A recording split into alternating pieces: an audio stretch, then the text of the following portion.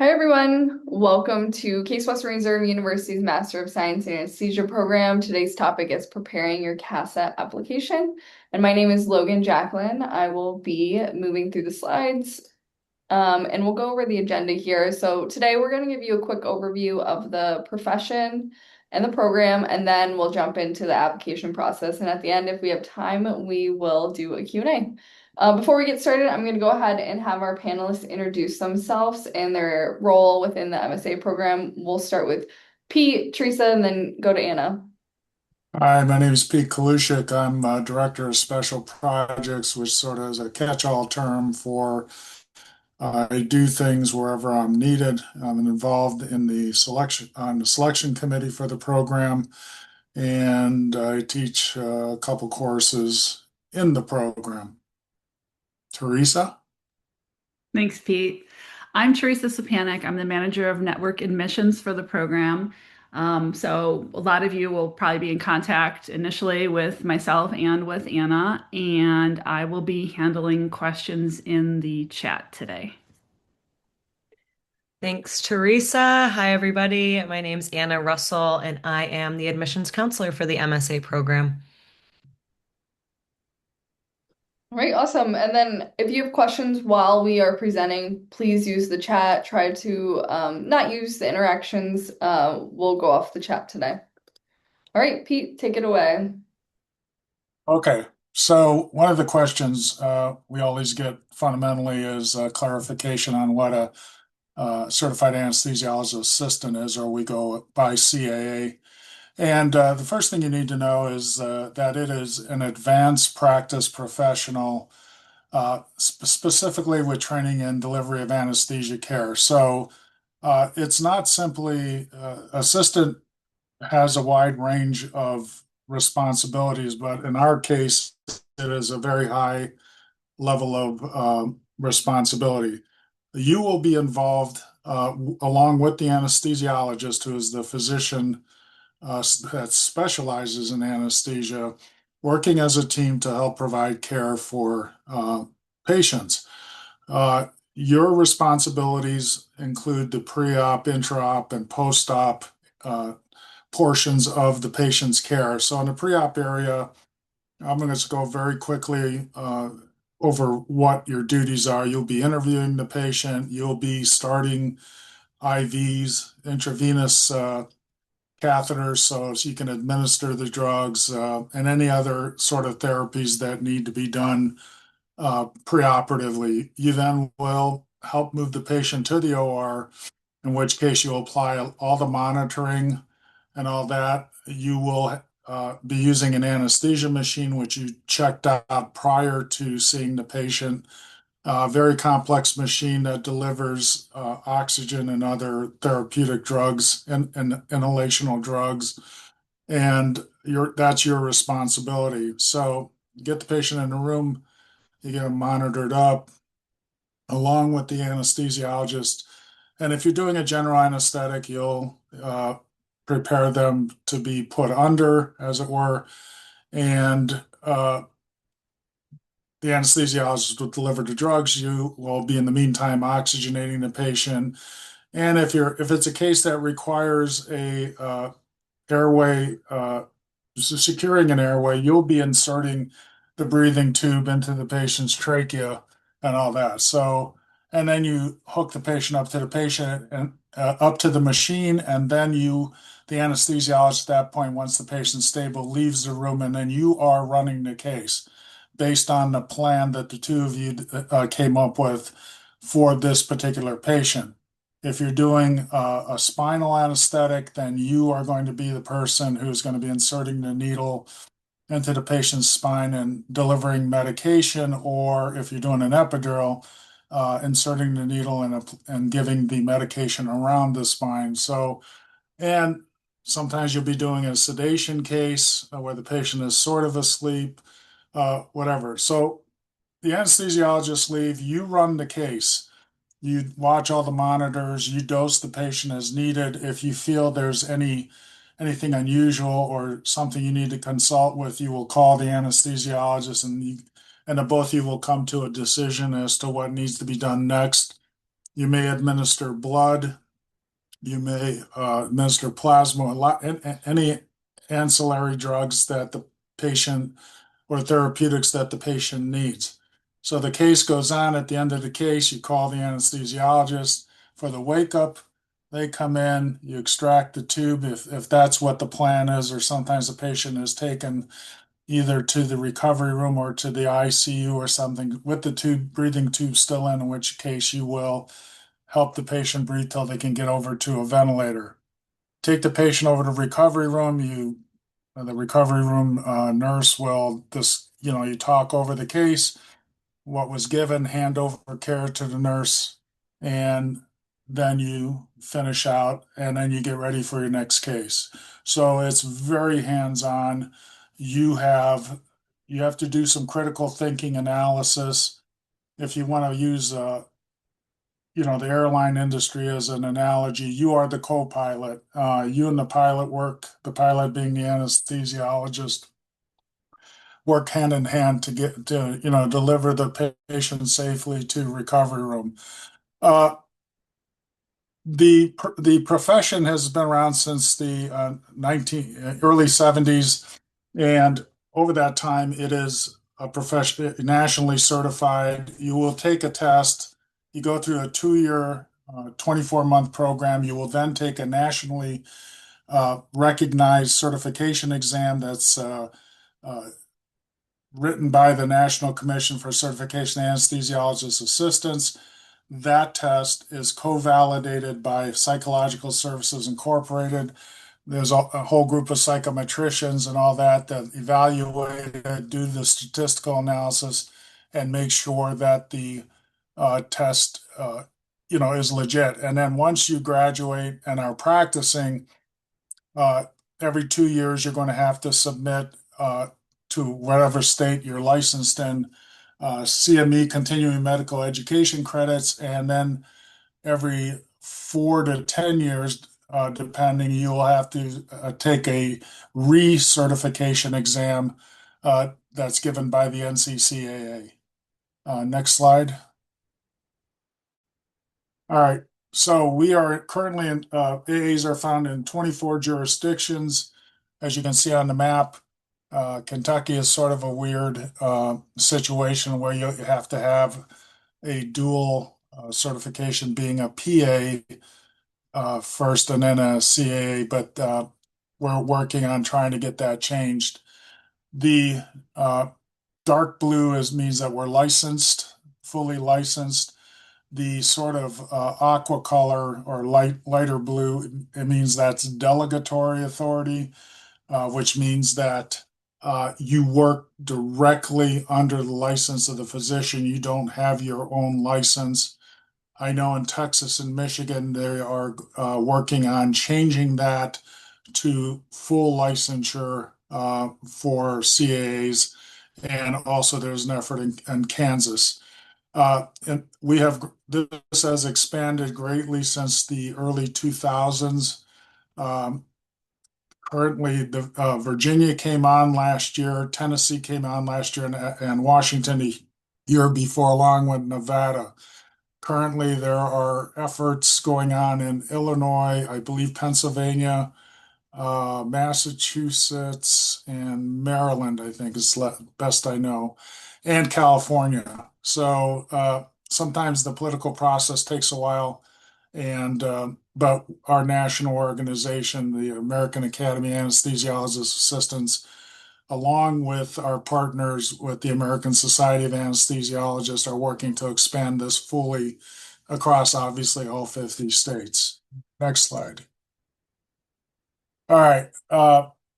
So why CASE? Why should you apply here or think of applying here? We were one of the first two programs in existence back in the early 70s. So we have had over 55 years of experience in educating our providers over these years and have a lot of experience. Uh, CASE has 4 locations. So in other words, uh, 4 training sites and 4 educational venues. So Cleveland is the main site. is sort of the mothership. When you graduate from Case, no matter whether you go to Houston, Austin, or DC, your degree will be from Case Western Reserve, which is based in Cleveland. So you may opt to, when you apply for the program, you can make a preference as to Cleveland, Houston, Austin, and we're opening up the Austin with a smaller site in Lubbock, Texas, where we have, I think it's 8 trainees. So uh, the Austin, Lubbock is combined, and Washington, D.C. Pretty much every site is roughly about, I think we have a total of 100 close to 120 students. In Cleveland, it's 33 this year. I think Houston's like 35, whatever. We can get you the breakdown. So it's a straight through 24 months. We start typically the day after Memorial Day, and we're off and running. We have a heavy emphasis on early hands-on clinical training. So if you start at not looking at the calendar, I think this year, so May 26th, I believe, is going to be the first day. So within a week, you're probably going to be in the OR for at least through the month of June, 1 day a week. Meanwhile, we have what's called a boot camp. You'll be going through simulation uh, sort of scenarios. You'll learn how to start IVs on each other in the class. We're obviously there to help teach you that. That's always fun. And obviously the didactic instruction. So we believe this sort of parallel. Some other programs, you'll do the classroom for the first 3 or 4 months, and then you go into the clinical training aspect. We sort of are a little different because we believe that that parallel of classroom and real life experience, although it can be challenging at times, uh, it really benefits you in learning and helps you retain the knowledge, because you'll hear it in the classroom. Oh, I heard that concept, but a week later you're in the OR and you see it, put into practice. So it's more challenging for the student at times, but we're always there to help you with this. We're going to throw you into the pool, but we'll be right at poolside to help you if you need it, if you will. So we have a strong faculty and student mentorship programs. If you come to Case, uh, you will have access to every level of the faculty. If you wanted to talk to the director, you don't have to go through channels to talk to the director.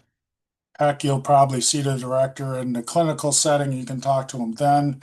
We'll assign a student to help you out if you're not sure or a little shy about things, and just to help you get through, all the challenges of the program. Uh, Through the 24 months, you will complete 2,100 clinical patient care hours. So this is actual time spent taking care of the patient. The national minimum from the accrediting agencies and the certification agencies is they want 2,000, but we find roughly 2,100 is what we average out. We have some students that go more. We had a student a couple years ago hit 2,500. So it's whatever effort you put in, but you have to hit that minimum. And again, the program is accredited by the Commission on Accreditation of Allied Health Education Programs, which is a national organization that certifies radiology techs, PAs, you know, neurodiagnostician techs, and other allied health education programs. And I'll be happy to answer any questions later. All right. Thank you. All right, turning it over to Anna. Thank you, Logan, and thank you, Pete. All right, guys. As I said, I'm the admissions counselor for the program. So I did want to say, if you are ever calling the main admissions line or emailing the main MSA email, you're actually talking to me. So I believe Teresa already said in the chat, but if you have any questions that aren't answered during this webinar, feel free to send me an email and I'm happy to chat with you further. So before we get into the actual CASAA application, I'm just going to go through our admission requirements and some basic admissions information. So the first thing you'll need is a bachelor's degree from an accredited college or university. It does not matter what your undergrad degree is in. Most often, applicants have a degree in biology or some type of science, but we have had applicants all across the board, including applicants with an English degree, engineering degree, business, etc. The next thing you will need are several prerequisite courses, which I will go over in the next few slides. And then the next requirement is an admissions test. So you'll need to take either the MCAT or the GRE. We do not have a preference for either exam. Rather, we encourage you to take whichever one you feel best indicates your readiness for our program. The only exception would be is if you have prerequisites that are outside of our time limits. An MCAT score of 500 or higher can waive those time limits, but we do not have a GRE score that can waive those. And then the last thing we require is something called the Casper exam. So this is an assessment for non-cognitive skills where you're kind of put on the spot and tested for things such as professionalism, ethics, empathy, and so on. I do want to note that we do a holistic review of applications, meaning we will look at all application materials that you submit. So if you feel like one part of your application is not as strong as it could be, we recommend strengthening your application in all other areas to make it as competitive as possible. And then also, while not required, it is very, very strongly recommended to have 16 or more shadowing hours with the CAA. And we also recommend gaining any clinical or healthcare experience, especially positions with direct patient care. I can go for the next slide. Awesome. All right. As I mentioned, we have several required prerequisite courses. Our three key prerequisites are biochemistry, human anatomy with lab, and human physiology. A one-semester course in human anatomy and physiology with lab will fulfill both human anatomy with lab and human physiology prerequisites. So you can take these courses separately or combined, and these are the only two prerequisites that may be combined. Good for the next. Perfect. So these are the rest of our prerequisite courses. I want to note that when we say 1 year, we mean 2 semesters worth. So we've got 1 year of biology with lab, 1 year of chemistry with lab, 1 semester of organic chemistry with lab. A second semester with lab is preferred but not required. 1 year of physics with lab, 1 semester of calculus, 1 semester of advanced statistics. So we are looking for an upper level statistics course, preferably for the health or life sciences and with a calculus prerequisite. AP stats will not fulfill this requirement.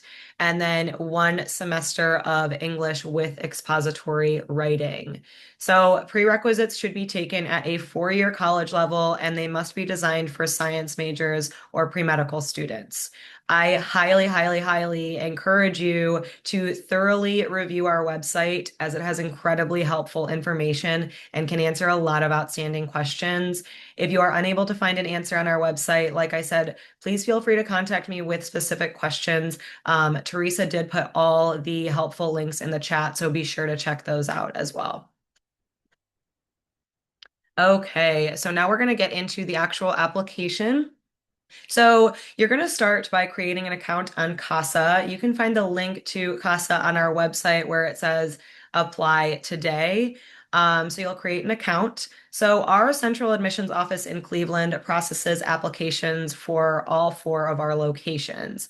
Applicants will hear directly from our admissions office about the receipt of your application, decisions, and next steps. And this will all be via email and via that email that you use to create your CASAA account.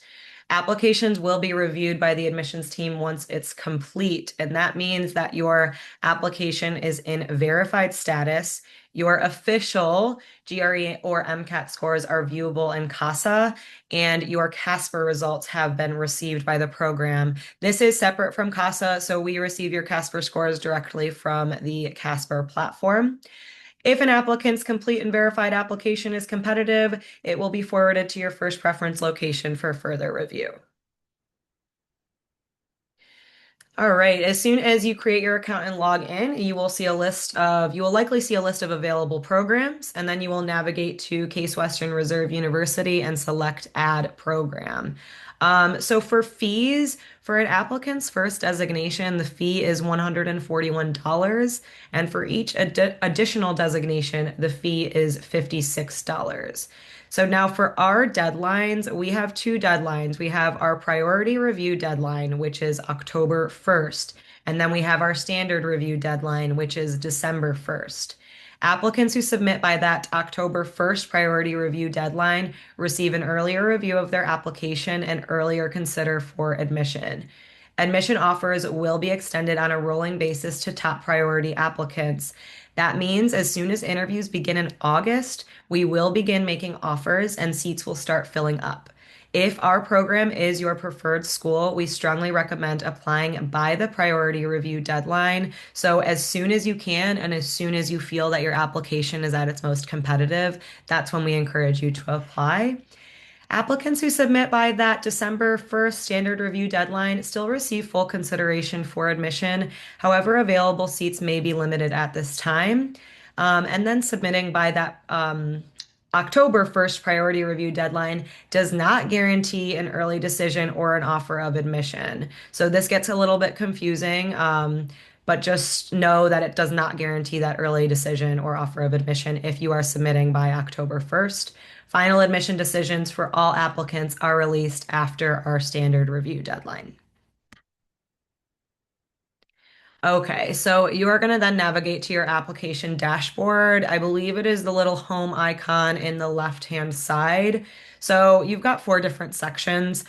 These tasks are going to take quite some time to complete, but you can kind of save as you go and skip around sections, and it'll track your progress as you complete each section. I want to note that poor attention to detail does not look good to the admissions committee, so be sure to read and follow all the extra instructions and answer all of the questions clearly. So the first section is personal information. It's fairly straightforward with all the information. You can see there are, I believe, 9 different sections here. It's your basic information. So just be sure to click through all sections of the personal information to ensure you have entered everything correctly and be sure to double check. We do recommend using a personal email rather than an undergraduate email, as students oftentimes lose access to their undergraduate email. Okay, academic history. So the first section of academic history is colleges attended. You need to input all colleges and institutions you have attended. It doesn't matter if you took a random course at a random college that we don't require, you still must input it and still must request an official transcript from that institution. You also need to list transfer courses under the school where credits were originally earned, not where the credits were transferred. So if we see on your transcript that you have transfer credits from a different school, we will be requesting that transcript. So be sure you are inputting transfer courses where the credits were originally earned. Now, if you have any prerequisites that are planned or in progress, you are going to note them in 2 places. You're going to note them here in the transcript entry section, which is the second section of academic history, and in the prerequisite matchup section, which we will cover in a few slides. So, for example, if you're applying now and plan to take calculus this upcoming fall, you would enter all the course information and the school where you'll be taking it and list the term as fall 2026, even though it does not yet appear on your transcript. That's just so we're aware that you are planning to take this course. The majority of your prerequisite courses should be completed so that we can evaluate your application and get the best gauge on your application. But all prerequisites must be complete prior to the start of the program in the last week of May. For this section, it is very, very important to follow directions on how to enter information. They give really good, clear instructions on what to do here, so please read carefully. The last section of academic history is your standardized test section. So enter your unofficial scores for the GRE and or MCAT, and you must also send your official scores to CASAA. Please do not forget to do this. Your application will be considered incomplete until we receive your official test scores. So please, please remember to send those official test scores to CASAA.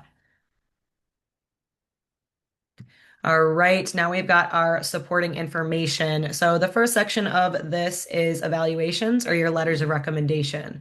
So your letters of recommendation should be from anybody who can advocate for your admission into the MSA program and your fitness for becoming an anesthesiologist assistant. We encourage you to choose evaluators who know you well and can objectively comment on your potential as an anesthesiologist assistant student. These should not be from friends or family. The next section of this is experiences. So you're going to see things like employment, extracurricular activities, healthcare employment, research, volunteer, anesthesia shadowing, and leadership. We want to see that you're a well-rounded applicant. Anything that will bolster your application should be inputted here. And be sure to especially focus on that healthcare experience and anesthesia shadowing, as those two experiences are very, very highly recommended by the admissions committee. Um, and then the essay. Oh, sorry, you also will input any licenses and certifications that you have, but that is fairly straightforward. The last section of this is the essay. So the essay is so, so important. We want to hear your voice and how slash why you stand out from the rest of the applicant pool. The essay is about explaining your motivation for selecting a career in healthcare and more specifically why you are interested in becoming a CAA. Really take your time for this. Do not use AI. We want to get to know you and we want to put a personality to the application. So take your time with the essay. It really, really is important. We do read them. It's one of my favorite parts of reviewing applications. So be sure to kind of show your personality and show who you are. All right. So we also have a section with program specific questions. This is where you're going to rank your location preferences, which is really important. As Pete said earlier, we have 4 program locations: Cleveland, Houston, Austin, and Washington, D.C. Before you submit your application, please take some time to think about which program locations you would genuinely want to attend and what your top choice would be. You should only select locations where you are truly willing to relocate. For example, if you're currently based in Austin, Texas, and you know you're not open to moving, then you should really only list Austin. If you're more flexible and would be willing to attend any of our locations, you can absolutely rank all 4, but still be very thoughtful about your top choice. We do not prefer to change applicants' preferences after their application is submitted. So again, really ponder this, think about it, and only list locations that you would be willing to actually attend, because you will be considered for all locations that you input. You will also be asked about online prerequisites. This is a very, very common question. So we do prefer in-person courses. That is the statement there. Online coursework will be considered by the admissions committee on a case-by-case basis if completed for a letter grade through a regionally accredited institution by the Council for Higher Education Accreditation. Credits from Portage Learning and Straighterline or other generic learning platforms will not be considered. We receive a lot of applications, okay? And we give preference to those who best meet our prerequisite requirements. So if all of your prerequisites are online, you might want to reconsider, you might want to consider retaking them, some of them in person. This does not apply to prerequisite courses taken during the 2020 to 2021 and 2021 to 2022 academic years that were meant to be taught in person but were temporarily moved online due to COVID. So that's the question about online prerequisites. And then you will have a document section here too. So this is where you will upload your CV and resume and shadowing hours. Please use our shadowing form. This is on our website. It does not look good to the admissions committee when you use another program's shadowing form. So download our shadowing form, fill it out. It is very simple. It's an easy shadowing form to fill out. So please use ours when applying to our program. The other document section is for proof of lab. So several of our prerequisites require a lab component. If your transcript does not explicitly state that a lab was included in your course, you must submit a proof of lab. So please check your transcripts and see if it does not explicitly state that there was a lab course, or if the lab course is not separate, you need to submit a proof of lab. This can just be a screenshot of the official course description from your university's website. You only have 3 other document uploads, so we do recommend combining multiple documents into one PDF to save space, just in case you have extra uploads if needed. And then you have the prerequisite matchup section here. So this is where you are going to match the courses from your transcripts to our required courses. So you're going to match your courses to those prerequisites that I listed a few minutes ago. Again, if you have a prerequisite that is planned or in progress, please note it here and in your academic history section. If you do not note that it is planned or in progress in those 2 sections, we will note the course as missing, and therefore your application will be considered incomplete. So again, planned in progress courses noted in your prerequisite matchup section and in your academic history section. We don't want to have to hunt you down for any missing application materials. And then I would note this CASAA contact information down. So there's not much we can do from our end with your CASAA application, like if any updates are needed or anything like that. Or oftentimes official test scores might be taking a while to post to your application. You are going to have to contact CASAA for that. So their email is here and their phone number, and they have an applicant help center. So be sure to contact them if you have any technical issues with your application or something does not look right.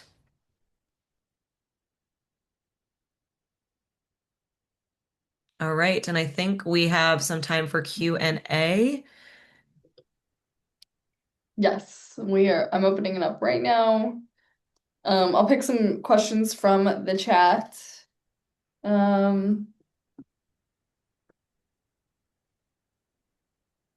There's a lot coming through, and Teresa answered quite a few.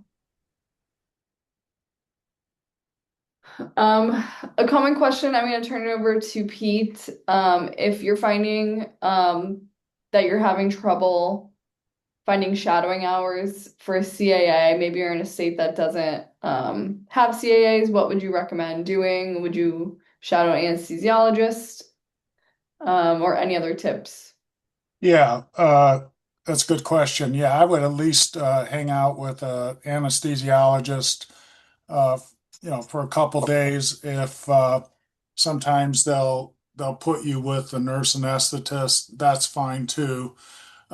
So, your best bet to get sort of the team feel of it all is just is the shadow anesthesiologist. Again, if your only access is nurse anesthetist, we'll look at that.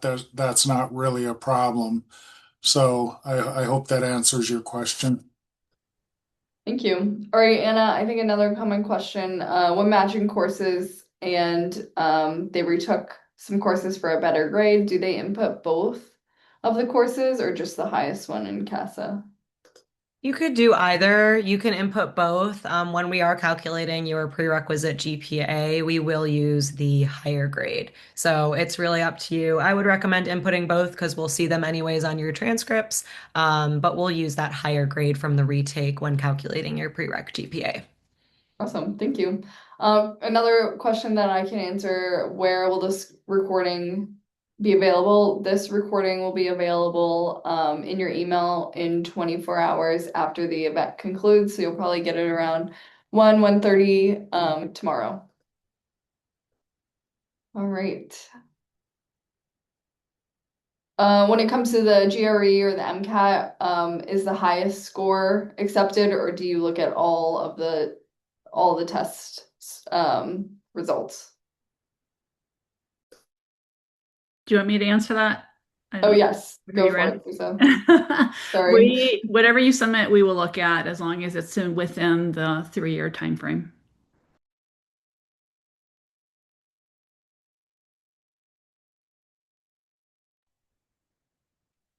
Were you able to hear me? Yes, sorry. Okay, Looking for the sorry. next question. Thank you. There's a lot in the Q&A here. I'm trying to get through 'em. Make sure everyone reads the chat. I answered a lot of these questions in the chat, so I'm skipping over you if they're there or if they're a common question that can be found on our website, just so you know. All right, and then this one can be open to all panelists, but I'll turn it over to Anna first, and then if any of the others have advice. But for somebody who has a low GPA, what are other ways that they can outshine, or what would you suggest? Yeah, so like I said, we do a holistic review of applications. So, if you feel like your GPA is not as competitive as it could be, you should strengthen your application in all other aspects. So, all of those requirements and all of those recommendations.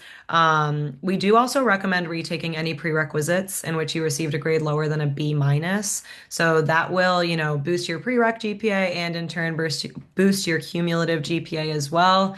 Definitely try to score high on either the MCAT or GRE, get a lot of shadowing hours, that clinical healthcare experience.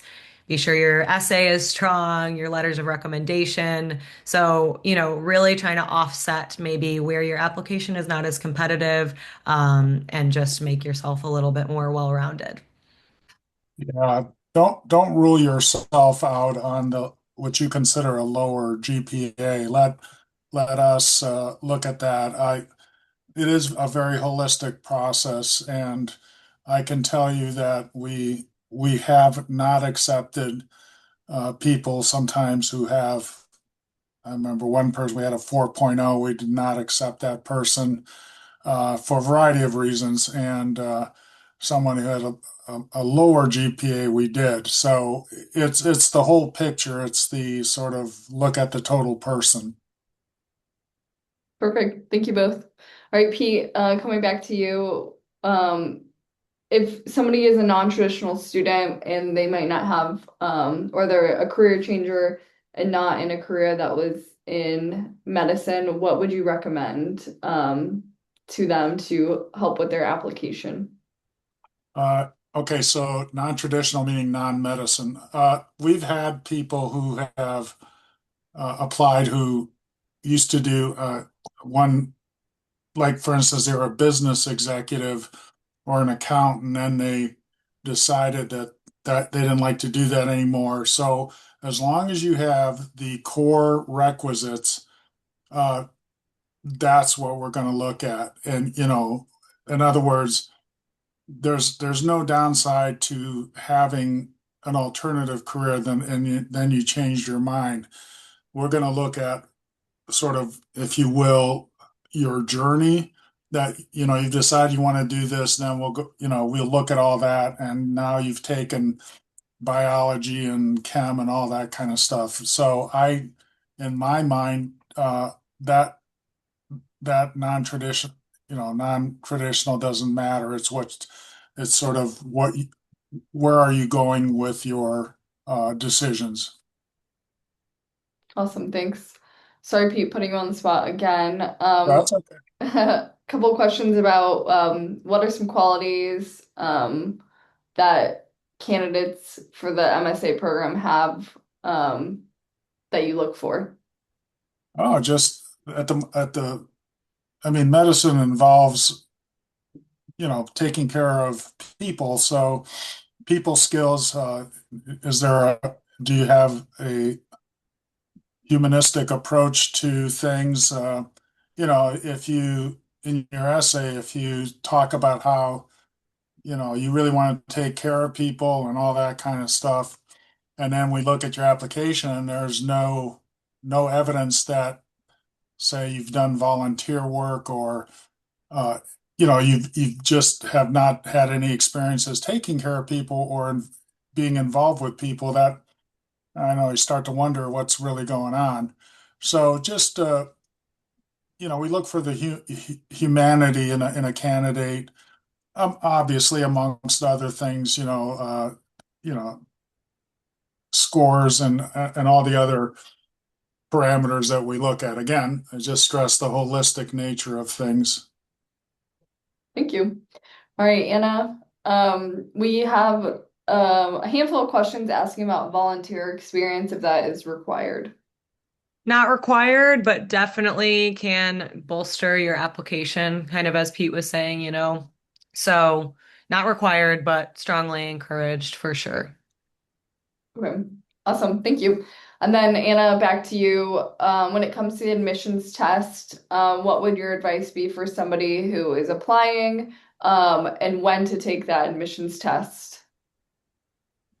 Definitely when you feel most ready, most prepared for that test.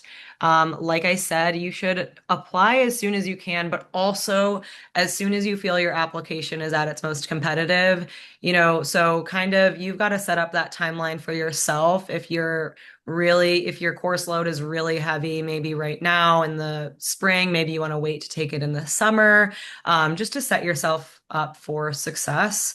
So again, though, you do want to shoot for that priority review deadline of October 1st. So if you are wanting to apply by October 1st, definitely be sure to take it prior to that deadline.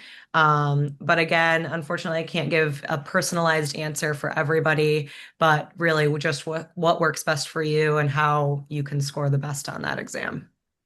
Awesome. Thank you. I'll turn it over to Teresa and then Pete can probably chime in as well. When it comes to a personal statement, what are you looking for? Are you looking for their personal story into anesthesia or any guidance when it comes to writing the essay? This is a good one. When you write your personal statement, we get 1,000 applicants. So, what sets you apart from 999 other applicants? So, tell your story of, how you got here, what is motivating you to become a CAA, and why do you think you're the right fit for our program? Because the admissions committee is looking for people to build a cohort, people who are going to fit in, people who are going to bring something to the program. So, what are you going to bring?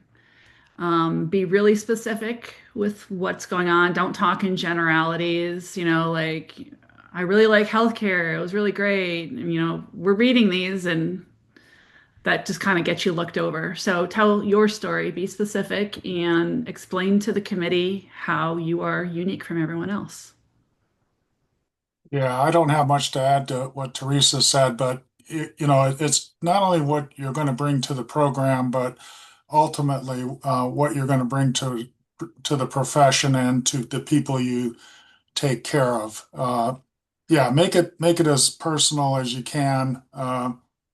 She's right, no general, less than the generalities and more to what what caused you or what made you decide that this is something you might want to do is would be very helpful. Perfect. Thank you both. All right, Anna, it looks like you just shared the um, shadowing form in the chat, but there are a couple questions about getting a signature from the person you shadow. Is that required for the Case Western MSA program? We do not require a signature, no. Awesome. Thank you.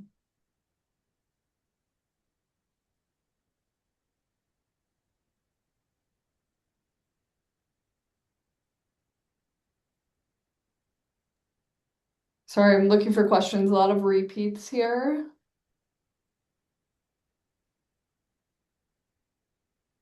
There's this might have already been addressed, but it's in the chat a couple of times. Anna or Teresa, is shadowing hours required or just recommended?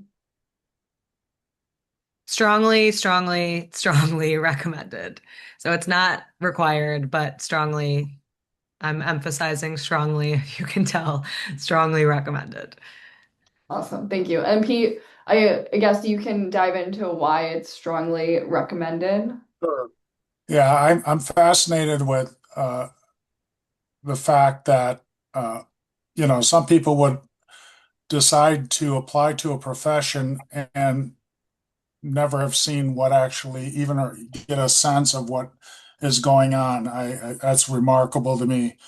Uh, there are opportunities everywhere, uh, that you can be exposed to how the anesthetic process works, whether it's a state where CAs work or not, or a city where the CAs are or not. You should have an idea of what goes on, and that's why we look at that. I mean, if in your essay, you're saying how you really, really want to do this, but haven't shadowed anybody, then how do you know? I mean, that's a question that popped into my mind. I mean, how do you know you really, really want to do this if you have no idea what this is? So, uh, yeah, I definitely, again, you should, it's just common sense. Thank you. All right, Anna, are AP courses accepted? Yes, so there's information about this on our website. So we do not accept AP statistics, as I said, but we'll continue to accept AP credit for other prerequisite courses as long as you received a 4 or a 5 on the AP exam and a grade of a B minus or higher was earned in your AP class. If you are using AP credit, this is where you'll use that document section of your application. You'll need to upload your AP score report and your high school transcript. So please be sure to do that as well if you are using AP credit. Thank you. All right, Teresa, there's a question about having a master's degree and an undergrad degree, and how does that impact your GPA? Do both count? Is it just your prereqs? If you could elaborate. Sure. Um, that's great that you have a master's degree, so we will take note of that. We look at two GPAs. We look at your overall GPA, so that will take both into consideration, your undergrad and your graduate. And we look at your prerequisite GPA. So I think that probably answers the question. Perfect, thanks.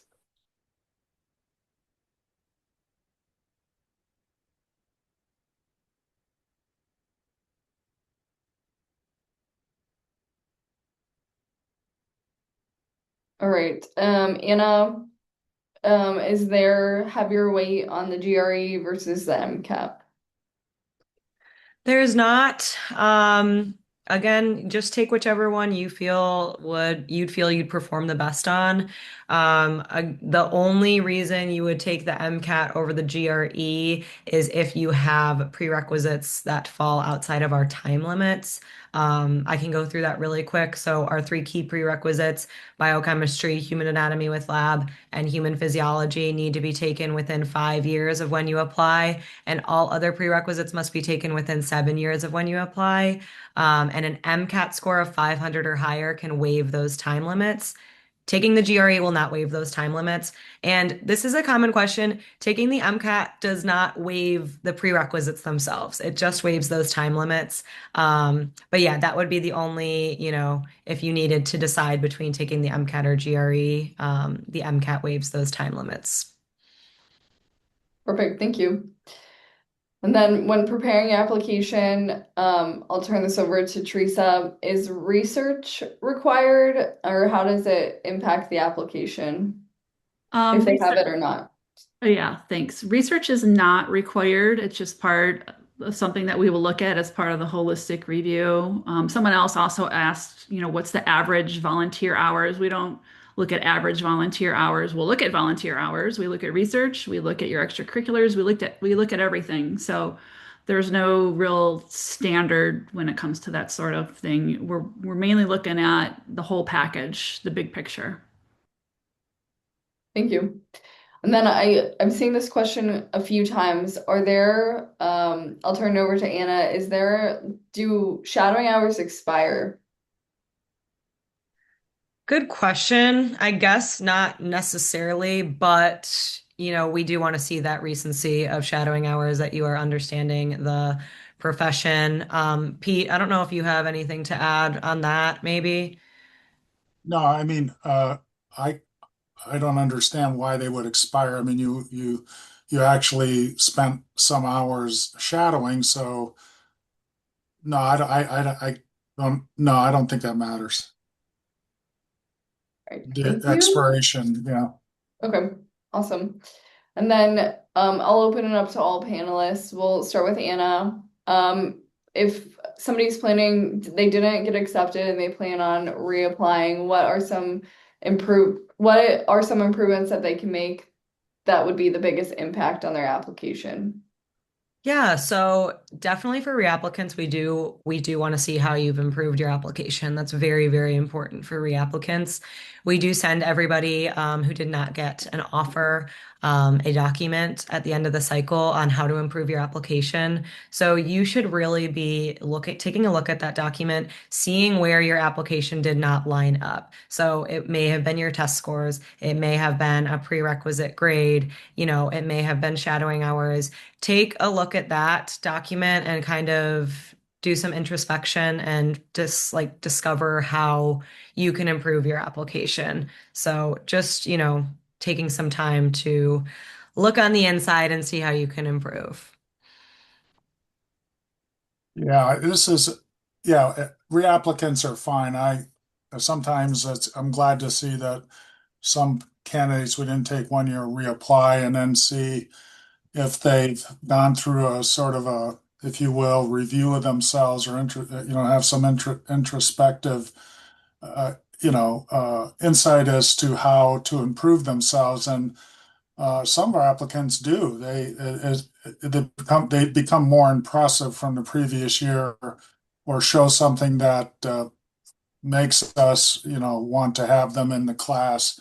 It could be anything from doing additional volunteer work or, taking additional classes where there's an effort to improve and that they've done some, if you will, self-analysis and have shown some drive. Awesome, thank you.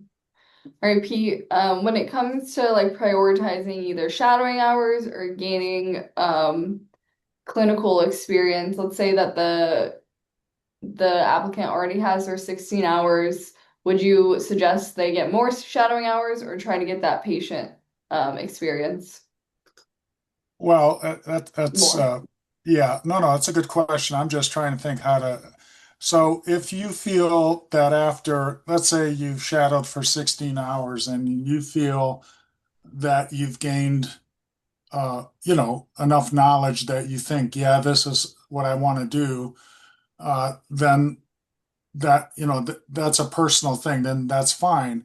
So then I would try to, if you've satisfied that for yourself that you've shadowed enough, then obviously get into some situation where you're exposed to patient care and interact with medical personnel and see how the processes of how things are done in hospitals.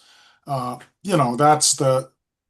would help, I think. So again, it's just something, if you feel you need more shadowing hours, great. We've had people who have shadowed, over 100 hours, maybe they have easy access but that didn't make them more preferred than somebody who's, again, don't mean to keep saying this, looking at the whole picture.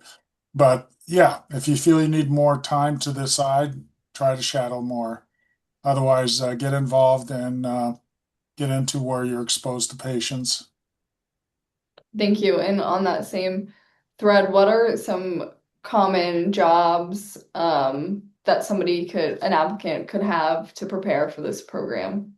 Pete? Uh, yeah, well, if you can, there are things like anesthesia techs you'd have to apply to hospitals or cold call, or sometimes they post it on their websites or in hospital systems.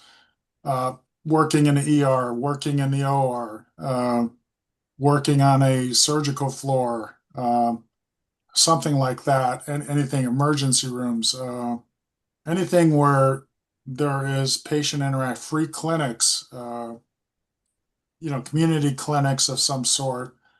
Uh, Sometimes we've had people who've worked on suicide hotlines, and any and all those things are, we look at and we're interested in. Thank you. All right, Anna, you might have mentioned it already, but just to reiterate, how many evaluations are needed for the application? 3. So choose 3 evaluators for those letters of recommendation. All right, thank you. And then in addition to that, are there any suggestions on who to ask? No, just definitely not friends and family. So we don't have preference on who they are from. Just be sure, they can state how you would be an anesthesiologist assistant student. So you want to choose somebody that you trust, that knows you well, and knows how good of a student you would be. Awesome, thank you. Can I jump into that? And Pete, correct me if I'm wrong on this. We get a lot of applicants who feel the need to have a letter of recommendation from a CAA or another anesthetist that they've shadowed for maybe just 8 hours. And I No, think you probably want someone who knows you a little bit better than that. no, you're absolutely right. Yeah, if we get a letter of recommendation, let's say you shadowed a CA, you've gotten to, if you will, know them for 8 hours, then they write you a letter of recommendation. They either have the most amazing insight into you after only 8 hours and all that. I mean, we'll look at it, we'll consider it, but versus somebody like a chem prof that you've interacted with for a whole semester or done a research project with that has seen you over a period of time and how you act within a group of people or no, it just knows you better. So yes, again, we'll look at every letter of recommendation, but we'll have to evaluate all those letters of recommendation. Awesome. Thank you all. All right, we are winding down. So here is the email. We had a lot of questions in the chat. Teresa answered a ton. We answered some here, but if we didn't get to your specific question, feel free to email the MSA program at CASAA.edu. And like Anna said, you will be communicating with her. You can also visit our website. I would recommend to do that first. Just check it out, make sure your question isn't answered on the website, then reach out to the email. And of course, follow us on all of our social media pages just to keep up with our current students as well as our events. And then we do have some upcoming virtual events, which Teresa dropped in the chat earlier, and I think she's about to do it again. So there were some questions about current students. I would recommend attending the day in the life of a crew MSA student. That will be a panel of 4 students, one from each location, so you can ask your questions there. Tips for a strong application and interview coming up in August, and then just a general information session to learn more about the CA profession and the program. All right, that is it. Thank you all for tuning in. Thank you to our panelists. Thanks, everybody.